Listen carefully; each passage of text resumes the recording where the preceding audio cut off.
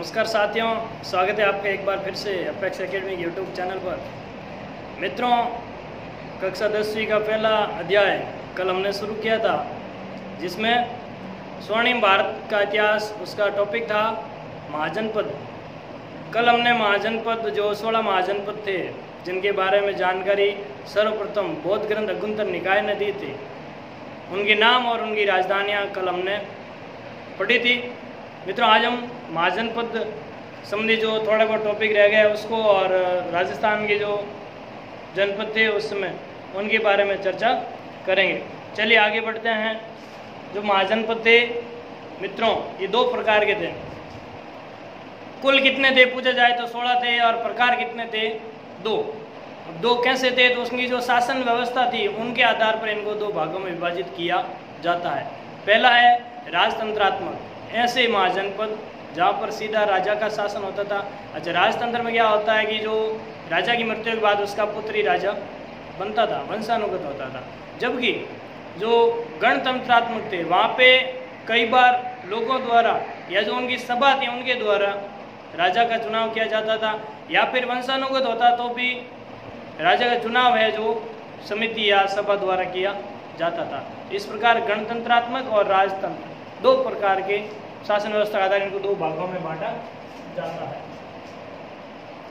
महाजनपदों के प्रकार कितने प्रकार के थे? ये दो प्रकार के। नंबर 1 राजतंत्र, नंबर 2 गणतंत्र। ये थे इनके दो प्रकार। अब बात आती है सबसे शक्तिशाली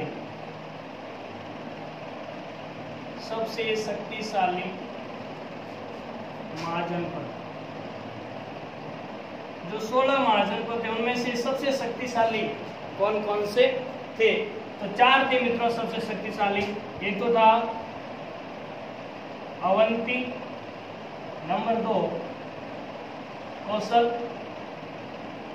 नंबर 3 मगध, नंबर 4 वत्स। ये 4 जो महाजनपद थे उस समय सबसे शक्तिशाली थे। कौन से समय में? महाजनपद कालीन जो भारत था उस समय सर्वाधिक शक्तिशाली जनपद कितने थे? 4, अवंती, कौशल, मगध और वत्स। अब बात करेंगे तत्कालीन गणराज्य। महाजनपद काल के समय जो गणराज्य थे, महाजनपद कालीन गणराज्य, जहां पर कबीलों द्वारा या पूरे समुदाय द्वारा शासन किया जाता था। तो कौन कौन से थे मित्रों? इसमें था एक तो था कपिल वस्तु, एक था पौवा, एक था अलकप, एक का नाम था रामग्राम, वैशाली,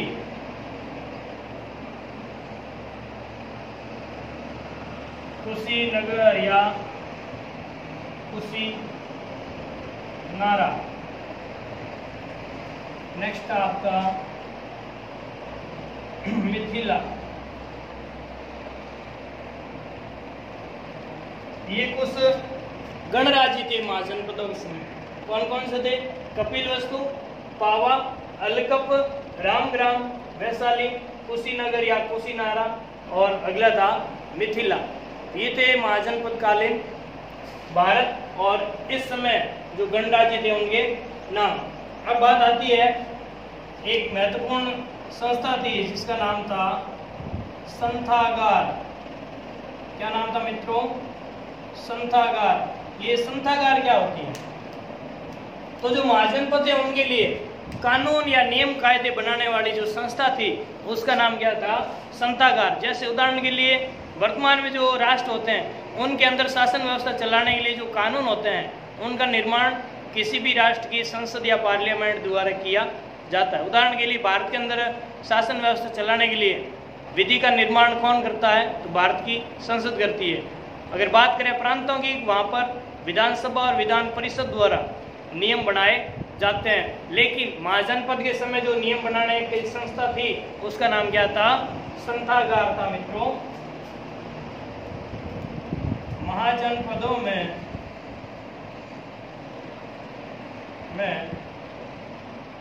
नियम बनाने वाली संस्था, क्या नाम था उसका? संथागार था। ये था आपका महाजनपद काले भारत। तो दो प्रकार थे, एक में राजतंत्र और दो अन्य थे उनके अंदर गणतंत्र। तो दो प्रकार की शासन व्यवस्था महाजनपदों में प्रचलित थी। तो महाजनपदों के समय गणराज्य कौन कौन से थे? कपिलवस्तु, पावा, अलकप, रामग्राम, वैशाली, मिथिला और पावा। संथागार क्या थी? महाजनपदों में जो नियम बनाने वाली संस्था थी उसे क्या नाम दिया गया था? संथागार कहा गया। अब हम बात करेंगे राजस्थान के जनपद। राजस्थान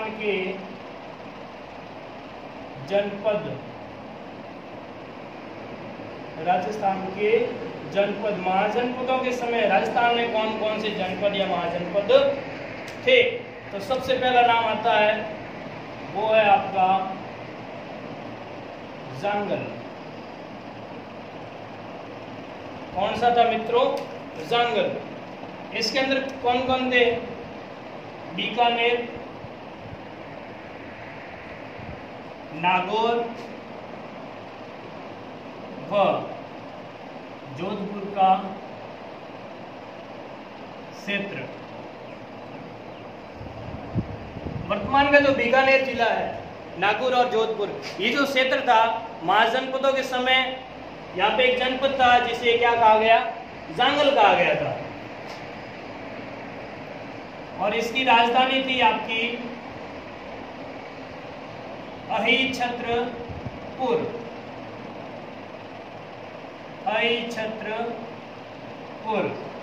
और अहिछत्रपुर नागौर का प्राचीन नाम। आपसे पूछ लिया जाए नागौर जिले का प्राचीन नाम क्या था, तो कौन सा था? अहिछत्रपुर। और जांगल प्रदेश की जो जांगल जनपद था उसकी राजधानी भी कौन सी थी? अहिछत्रपुर थी। इसके अलावा महत्वपूर्ण बात ध्यान देने योग्य है, जो बीकानेर के शासक थे, बीकानेर के शासक स्वयं को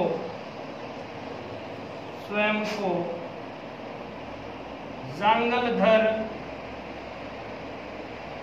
बादशाह कहते थे। बीकानेर जो रियासत थी वहां के जो शासक थे, राजा थे, खुद को क्या कहते थे? जांगलधर बादशाह। कौन से प्रदेश के बादशाह कहते थे खुद को? जांगल प्रदेश के। तो ये था जांगल, बीकानेर, नागौर, जोधपुर का क्षेत्र। जांगल की राजधानी अहिछत्रपुर। अहिछत्रपुर नागौर का प्राचीन नाम था और बीकानेर के राजा खुद को जांगलधर बादशाह कहते थे। दूसरा जो आता है मित्रों वो है आपका मत्स्य। कौन सा है? मत्स्य। ये महाजनपद भी था। ये कहां पर था? आपके जयपुर, अलवर व भरतपुर का क्षेत्र। वर्तमान समय में जयपुर जिला, अलवर जिला और भरतपुर जिला, ये जो क्षेत्र था पुराने समय में यहाँ पर एक महाजनपद हुआ करता था जिसका नाम क्या था मित्रों? मत्स्य था। और मत्स्य महाजनपद की राजधानी अगर पूछी जाए उत्तर होगा विराट नगर। और इस विराट नगर का आधुनिक नाम अगर आपसे पूछ लिया जाए, आधुनिक नाम बैराट। और बैराट सभ्यता भी थी, यहाँ से अशोक का अभिलेख भी मिला था। तो जयपुर, अलवर, भरतपुर का क्षेत्र क्या कहलाता था? मत्स्य। इसकी राजधानी का नाम क्या था? विराट नगर था। और यहाँ पर अज्ञातवास के समय पांडवों ने 1 वर्ष गुजारा था। तो मत्स्य महाजनपद के बारे में इतनी जानकारी आपको रखनी है। नेक्स्ट आता है सीवी। कौन सा जनपद था? सीवी। इसकी 2 राजधानियां मिलती है। प्रारंभिक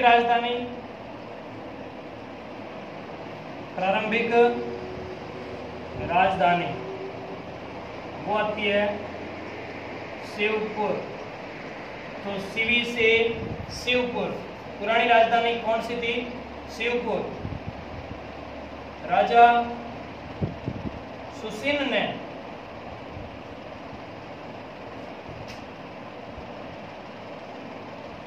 सीवी के साथ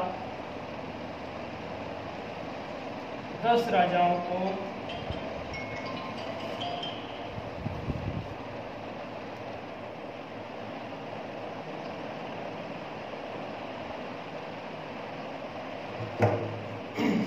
जो राजा सुसिन था उसने सीवी के साथ मिलकर के 10 राजाओं को हराया। तो शुरू में ये सीवी जो जनपद था, वर्तमान का जो पाकिस्तान क्षेत्र है, वहां पर रहता था, लेकिन बाद में इनके कई अन्य जातियों के साथ संघर्ष हुआ और ये लोग उस क्षेत्र को छोड़ करके मेवाड़ आकर यहाँ पर आकर के पुनः इस सीवी जनपद की स्थापना की थी। बाद में यहाँ का राज परिवार पाकिस्तान से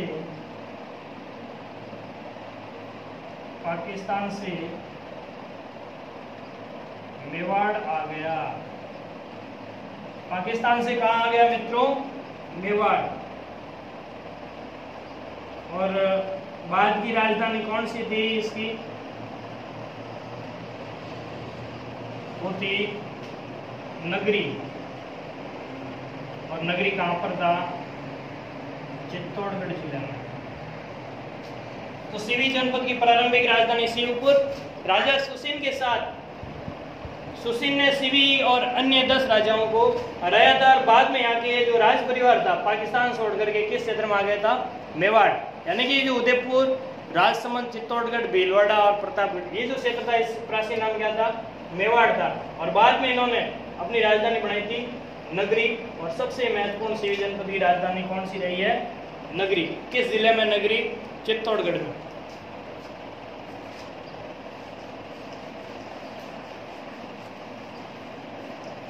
तो जानगल, मत्स्य, सीवी और चौथा जो जनपद राजस्थान के अंदर था उसका नाम था सूरसेन,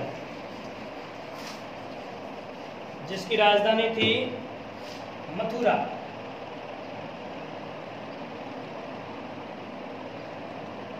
सूरसेन।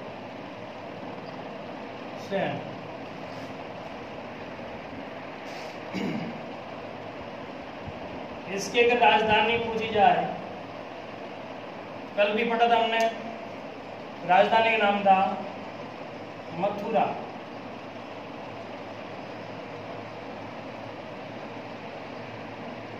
ये कहाँ कहाँ पर था? एक तो था जिला अलवर, भरतपुर, करौली, धौलपुर व ब्रज क्षेत्र। और ब्रज क्षेत्र कहाँ पर पड़ता है? यूपी। आगरा, मथुरा, वृंदावन, ये जो क्षेत्र था इसका प्राचीन नाम क्या था? ब्रज क्षेत्र। कान्हा कहाँ पर अपने जो बचपन बिताया था? ब्रज क्षेत्र के अंदर, वृंदावन जिसे कहते हैं। भगवान श्री कृष्ण का संबंध किससे रहा है? यहाँ पर यादव वंश का शासन था। यादव वंश का शासन था। कहाँ पर? सूरसेन। श्री कृष्ण यादव वंश से थे। भगवान श्री कृष्ण का वंश कौन सा था? यादव वंश। क्षेत्र कौन सा था? अलवर, भरतपुर, करौली, धौलपुर और ब्रज क्षेत्र। ब्रज कहाँ पर है? यूपी के अंदर। राजधानी कौन सी थी इसकी? मथुरा थी। ये था चौथा राजस्थान के अंदर जो जनपद हुआ करता था, उसका नाम था सूरसेन।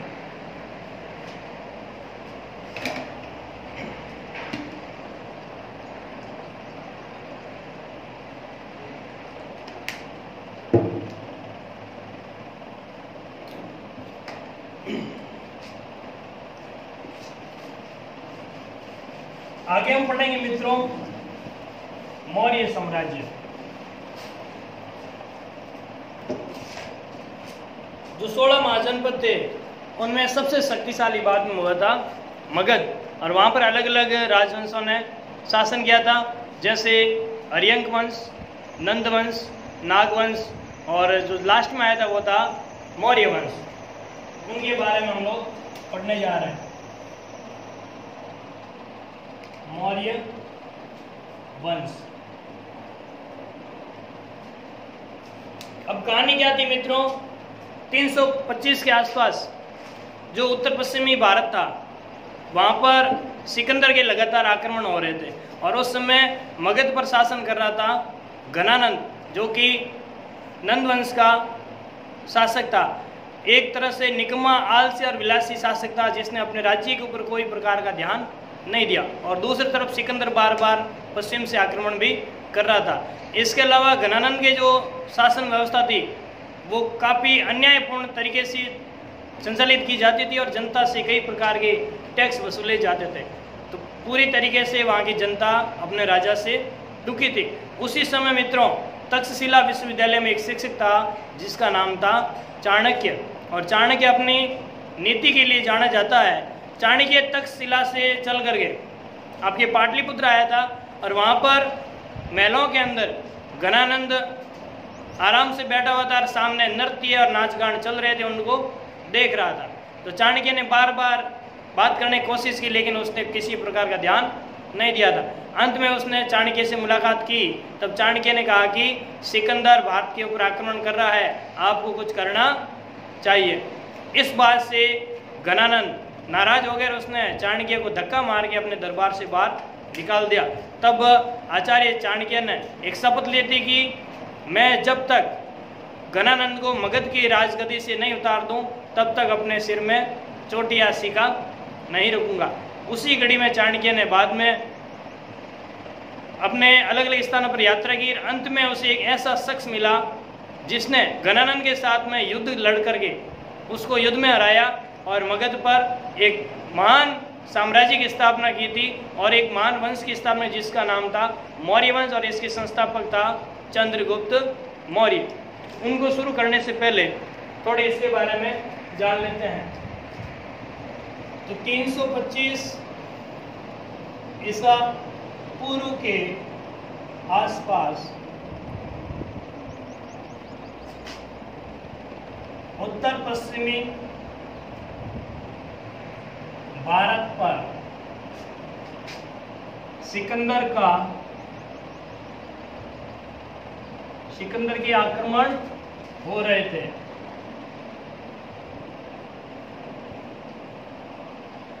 सिकंदर के आक्रमण हो रहे थे। वह सिकंदर जिसने विश्व विजेता बनने का संकल्प लिया था, वो भारत को भी जीतना चाहता था। मगध पर इस समय कब 325 के आसपास घनानंद शासन कर रहा था। कौन शासन कर रहा था मित्रों? घनानंद आलसी व विलासी राजा था। कैसा राजा था? आलसी और विलासी। जनता दुखी थी, उनका उसके ऊपर किसी प्रकार का कोई फर्क नहीं पड़ रहा था। जनता से कई प्रकार के कर वसूले जाते थे, जिससे मगध की जनता दुखी थी। चलिए मित्रों, इसके आगे जो टॉपिक है हमारा मौर्य साम्राज्य, इसकी स्थापना कैसे हुई, किसने की थी, और इनके बारे में डिटेल से आगे जानेंगे। तब तक के लिए नमस्कार, आपका दिन शुभ हो।